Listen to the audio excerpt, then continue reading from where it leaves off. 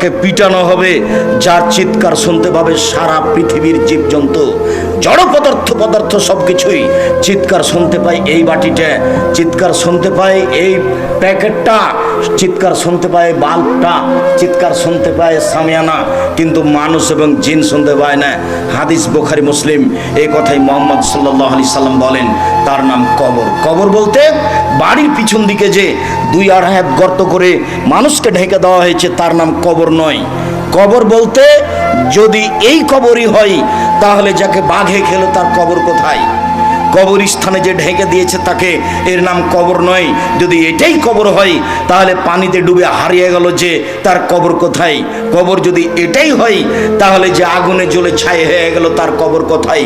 শুনুন, মানুষ মরার পর থেকে নিয়ে বিচারের দিন পর্যন্ত একটা সময়ের নাম কবর, এর নাম আলামে বারজাখ। একটা সময়ের নাম কবর। এই কবর থেকে আল্লাহ নবী দিন রাত পরিত্রাণ চাইতেন। কিয়ামতের মাঠ এর চেয়ে জটিল, কবর যত কঠিন কিয়ামতের মাঠ তার চেয়ে অনেক বেশি কঠিন। আল্লাহ রাসূল বলছেন, কিয়ামতের মাঠে সূর্যটা মানুষের মাথার 1 মাইল উপরে হবে। অর্ধ কথাটি মিথ্যে, 1 মাইল উপরে হবে।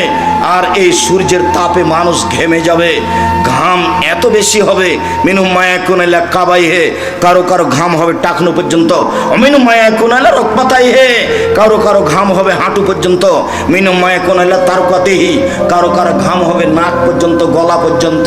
আবার কেউ কেউ সাঁতার দিবে শরীরের ঘামে। আমি বুঝাতে অক্ষম কিয়ামতের মাঠ কত কঠিন। কবর যত কঠিন কিয়ামতের মাঠ তত কঠিন। আপনার বিচার যখন শুরু হবে তখন নিজের পরিচয় দিবেন, আইনাল জাব্বার আইনাল মুতাকাব্বির, স্বৈরাচারী, স্বেচ্ছাচারী, অহংকারী, বদমেজাজের এক কথাই না মালিকুল আমলাক, আমি হচ্ছি রাজা ধীরাজ। কেউ কথা বলতে পারবে না, এরকম ক্ষমতা নিয়ে তিনি বিচার শুরু করবেন, কারো কথা বলার কোনো ক্ষমতা থাকবে না। সম্মানিত দিনী ভাই বোন, এরপরে হচ্ছে জাহান্নাম। মহান আল্লাহ বলেন, ফাআম্মা মান খাফফাত মাওয়াজিনু ফাউম্মুহু হাবিয়া, বিচার মাঠে যার নেকির পাল্লা হালকা হয়ে যাবে তার থাকার জায়গা হবে অতীব গভীর গহ্বর হাবিয়া। ওমাদরাকা মাহিয়া, মুহাম্মদ সাল্লাল্লাহু আলাইহি সাল্লাম আপনি বলতে পারেন হাবিয়া জাহান্নামটি কি? আপনার কি তার পরিচয় জানা আছে? আমি বলি, তা হচ্ছে নারুন হামিয়া, জ্বলন্ত উত্তপ্ত আগুন। জাহান্নাম বলতে একটা আগুনের টুকরা, জাহান্নাম বলতে একটা আগুনের খণ্ড। এই ছেলে, কোনো বাচ্চা ছেলে যদি আপনার পাশ থেকে উঠে তাকে ঠেকানোর চেষ্টা করবেন। আমরা খুব তাড়াতাড়ি আলোচনা শেষ করে দেব আপনার ক্লান্তির পূর্বে ইনশাআল্লাহ। আমরা তো আর আব্দুল্লাহ বিন ফজল রাহিমাহুল্লাহ নই যে বক্তব্য দিতে দিতে একেবারে ফজর হয়ে যাবে। অত আমাদের কোরআন হাদিসও জানা নেই, অত আমরা বলতেও পারি না। এই যে একটা পর্যায়ে চলে এসেছি, কিছুক্ষণ পরে আমরা আলোচনা শেষ করে দেব। কাজে আপনি ধৈর্যের পরিচয় দিবেন। জাহান্নাম বলতে আগুনের টুকরা।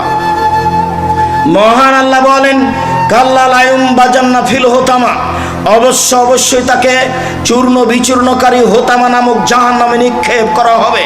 ওমাদরাকা মাল হোতামা, মুহাম্মদ সাল্লাল্লাহু আলাইহি সাল্লাম আপনি বলতে পারেন চূর্ণ বিচূর্ণকারী হোতা নামক জাহান্নামটি কি? আপনার কি তার পরিচয় জানা আছে? আমি বলি, নারুল্লাহিল মুকাদা, তা হচ্ছে জ্বলন্ত উত্তপ্ত আগুন। এখনো আল্লাহ বলছেন জাহান্নাম বলতে একটা আগুনের টুকরা। মহান আল্লাহ বলেন, সাউসলিহে সাকার, অচিরে আমি তাকে সাকার নামক জাহান্নামে নিক্ষেপ করব। ওমাদরাকা মা সাকার, মুহাম্মদ সাল্লাল্লাহু আলাইহি সাল্লাম আপনি বলতে পারেন সাকার নামক জাহান্নামটি কি? আপনার কি তার পরিচয় জানা আছে? আমি বলি, লা তুবকি ওয়ালা তাজার, সাকার এমন একটি জাহান্নাম যেখানে মানুষ মরবেও না, যেখানে মানুষ বাঁচবেও না। জাহান্নাম এমন একটা জায়গা যেখানে মানুষ মরে না, যেখানে মানুষ বাঁচে না। আশ্চর্য জায়গা। কি দিয়ে বুঝায় আপনাকে আমি জাহান্নাম কাকে বলে? কোরআন মাজিদ থেকে সংক্ষিপ্ত বিবরণ এখানে পেশ করলাম। আল্লাহ রাসূলের পক্ষ থেকে একটু জাহান্নামের পরিচয় দিই। আল্লাহ রাসূল বলেন, ইন্না সাকরাতা লাযীমা লা তুলকা মিন শাফিরে জাহান্নাম, কারো আগুন হবে টাকনো পর্যন্ত, কারো কারো আগুন হবে হাঁটু পর্যন্ত, কারো কারো আগুন হবে কোমর পর্যন্ত, গলা পর্যন্ত। জাহান্নাম থেকে বাঁচার জন্য সংক্ষিপ্ত দোয়া, আল্লাহুম্মা আজরিনি মিনান নার, আল্লাহ তুমি আমাকে জাহান্নাম থেকে বাঁচাও। এই ছেলেই দেখো তো, তুমি যদি এই ছোট্ট দোয়াটা 3 বার বলতে পারো, আল্লাহুম্মা আজরিনি মিনান নার, আল্লাহ তুমি আমাকে জাহান্নাম থেকে বাঁচাও। তুমি যদি 3 বার বলো, পাল্টা জাহান্নাম আল্লাহকে বলবে, আল্লাহ ও যখন এভাবে বাঁচতে চাচ্ছে তাহলে তুমি আমার মধ্যে তাকে দিও না। এটা জাহান্নাম পাল্টা বলবে। কাজে আপনি বলতে শিখুন। আর সালাম ফিরার পূর্বে আল্লাহুম্মা ইন্নী আউযু বিকা মিন আযাবি জাহান্নাম এই দোয়া পাঠ করুন। 4টা কারণে কবরের শাস্তি হবে না। 1, কেউ যদি সূরা রাতে সূরা মুলক পড়ে, বুঝাতে পারলাম না, কেউ যদি প্রতি রাতে সূরা মুলক পড়ে তাহলে কবরের শাস্তি হবে না। 2, পেট ব্যথায় কেউ যদি মারা যায় তাহলে কবরের শাস্তি হবে না। 3, কেউ যদি জুমার দিনে মারা যায় তাহলে কবরের শাস্তি হবে না। 4, কেউ যদি শহীদ হয় তাহলে কবরের শাস্তি হবে না। 1,